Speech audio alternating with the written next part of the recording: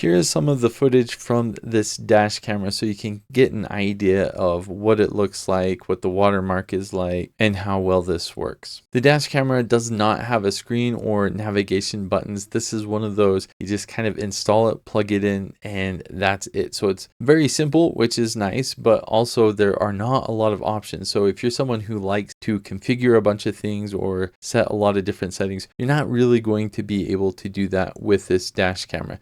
Now, the one thing that you can edit is the resolution for the video.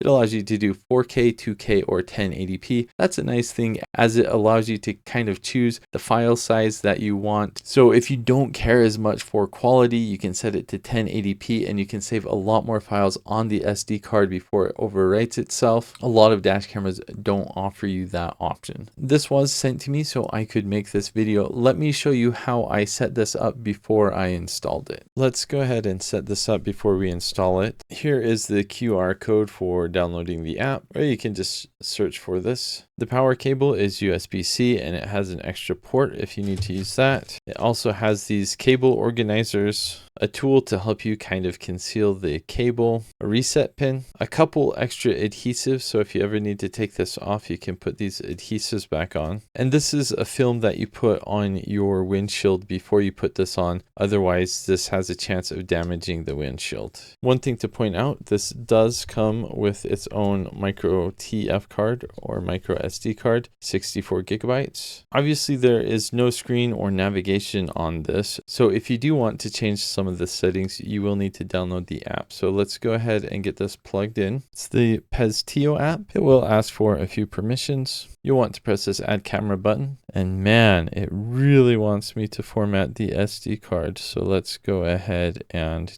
do that. All right, so format SD card and say okay. All right, and that was successful. So you can see how much free space we have. So it does record automatically when it gets power. You can also start and stop manually by pressing this button. And then if you want to view the recorded files, you just come in here and you can see all of the files that you have taken. But let's go ahead and look at the camera settings. You can change the speaker volume level. You can decide if you want to record sound or not. You can change the resolution, and this is kind of nice. You can record in 1080p, which will allow you to record more files before it starts overwriting itself, as the file size is much smaller. By default, the watermark is on, the status lights, and 24-hour time. I'm going to turn that off. Collision sensing, this will save it to a different folder if it senses a collision. We're going to set this to medium, and it looks like that is it. So very basic settings. One of the more useful things